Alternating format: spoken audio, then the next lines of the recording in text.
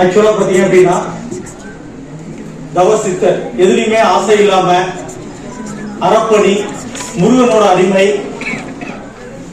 கவுண்டம்பாளையத்துல ஒரு அன்னதான கூடம், டெய்லி 50 பேருக்கு இலவசமான அன்னதானம், இதெல்லாமே நடத்திட்டு இருக்காங்க. ஒவ்வொரு டியூஸ்டேவும் கண் மூடி முருகனோட உத்தரவை பிரயாணம் பண்ணிட்டு இருப்பாரு. மருதமலையில எவ்ரி மந்த் அவருடைய சொற்பொழிவை கேட்கலாம்.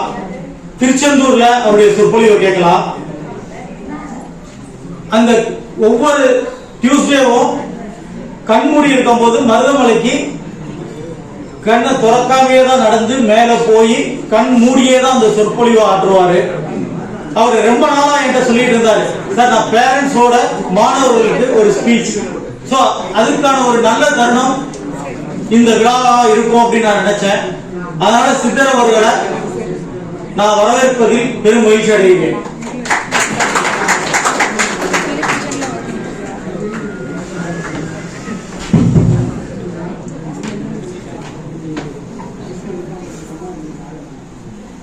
அனைவருக்கும் வணக்கம். நம்ம சிஓ சார் சொன்ன மாதிரி கடந்தவை கடந்தவைகளாக இருக்கட்டும்.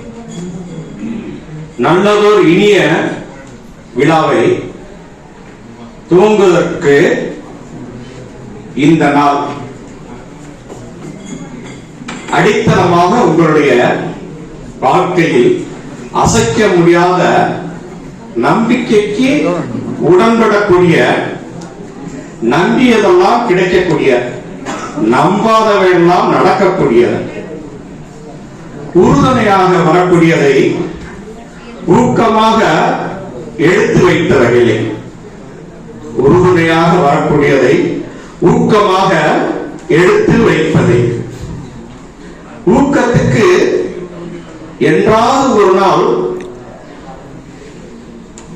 விதி மதியை வெல்லுமா, மதி விதியை வெல்லுமா?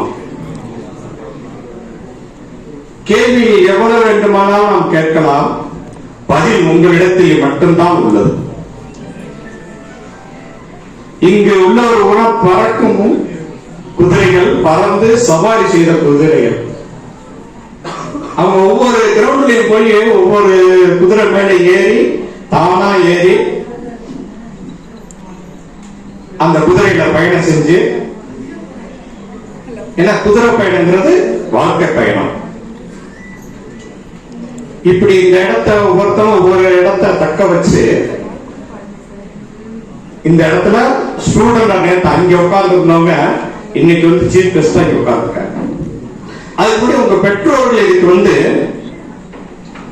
என் பையன் இப்படி வரணும், அவ்வளவு தூரம் வரணும், இப்படிலாம் வரணும்னு பெற்றோர்கள் குழந்தைகள், அதான் குழந்தைகள்ல நீங்க எல்லாம் இன்னைக்கு வந்து நல்ல பருவ வயசு, தெரிஞ்சுக்கிற அனைத்து விஷயமே நீங்க உடனடியா தெரிஞ்சுக்கலாம். தெரிஞ்சுக்கிட்டு அதுல எடுக்கக்கூடிய விதை தான் நீங்க போகக்கூடிய இடம்.